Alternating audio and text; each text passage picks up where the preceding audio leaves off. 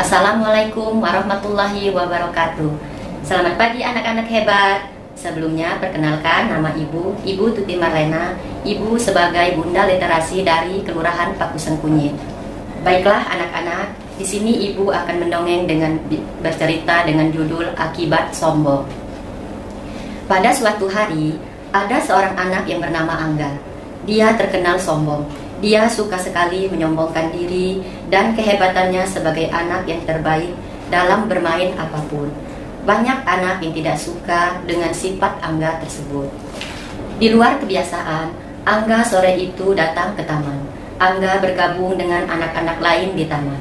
Dia pun mulai menyombongkan dirinya. Anak-anak lainnya saling berbisik, tidak suka melihat ulah anak tersebut. "Hai, siapa yang berani menantangku balap sepeda?" tanya Angga kepada anak yang lain. "Tuh, si sombong kembali bikin ulah. Aku ingin sekali mengalahkannya. Aku bosan dengan tingkah lakunya," keluh si Omar. "Tapi kau tampaknya akan sulit mengalahkannya. Lihat sepeda barunya itu, rangka dan pelek sepedanya terbuat dari aluminium. Aluminium logam yang kuat tapi sangat ringan untuk digunakan sebagai balap sepeda. Bahkan pesawat terbang pun jelas teror.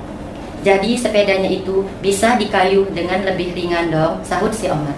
"Betul, tapi aku punya ide," sela si Toti. Kemudian Toti membisikkan rencananya itu kepada teman-temannya. Mereka semua mengangguk setuju.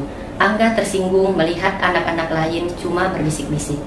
"Hai, jangan acuhkan aku begitu saja. Kalian biasanya bisanya berbisik-bisik.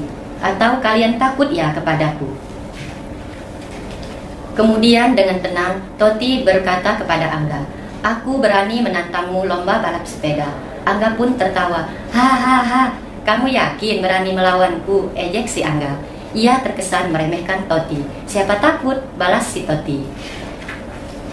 Mereka pun mencari jalan untuk dijadikan tempat lomba. Perlombaan dimulai dari jalan di dekat taman dan diakhiri di taman dekat lapangan sepak bola. Jalur yang harus dilalui cukup jauh. Tero bertugas mengangkat kayu yang ada bendera kecilnya sebagai tanda perlombaan dimulai. Perlombaan telah dimulai.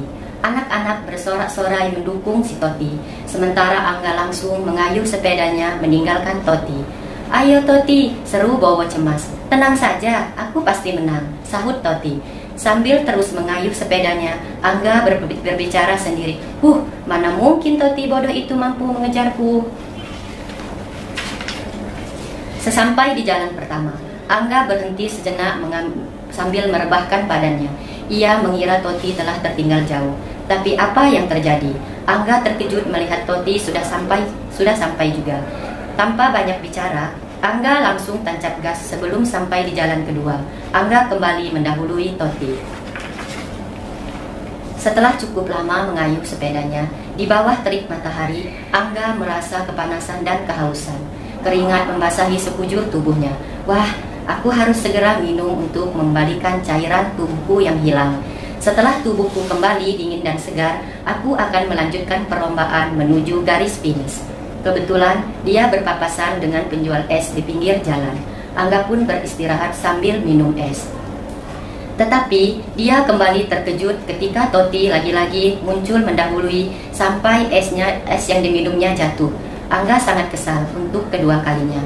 Dia tancap gas agar bisa mendahului Toti. Pada waktu memasuki jalan ketiga, keempat dan terakhir, terjadi hal yang serupa.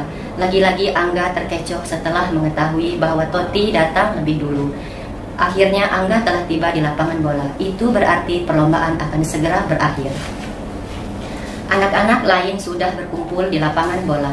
Mereka pun bertepuk tangan menyambut kedatangan Angga. Anak sombong itu bersorak, "Akulah pemenangnya." Tapi dia menjadi sangat terkejut. Tiba-tiba saja ada suara Toti di belakangnya. "Kemana saja kamu? Aku sudah lama menunggumu," kata Toti. Saking malunya, tanpa mengucap sepatah kata pun, ia cepat-cepat pergi. Teman-teman, makanya jangan suka sombong. Kita semua pasti punya kelebihan dan kekurangan, kata Icang sambil menatap kepergian anak-anak sombong itu. "Cantik sekali kau Toti," ucap Tero dan Toti. "Tapi bagaimana kau bisa mengalahkannya?" Kemudian Toti menceritakan bagaimana ia bisa menang. untuk menuju lapangan bola. Kan ada banyak jalan pintas. Nah, si Angga kan tidak tahu. Jadi kalau si Angga terus-terusan melalui jalan besar, aku selalu memotong jalan lewat ganggang. Nah, anak-anak, di sini dari cerita dongeng ini, jadi kita jadi seorang anak tidak boleh sombong kepada siapapun. Demikianlah cerita dari Ibu, mudah-mudahan bermanfaat. Di sini Ibu sebagai Bunda Literasi Paku Kelurahan Pakung Sekunyit mengajak anak-anak supaya lebih sering-sering, lebih rajin-rajin membaca buku. Karena dengan membaca kita bisa membuka jendela dunia. Dari yang tidak tahu menjadi tahu. Demikianlah dari Ibu. Selamat pagi anak-anak. Wassalamualaikum warahmatullahi wabarakatuh.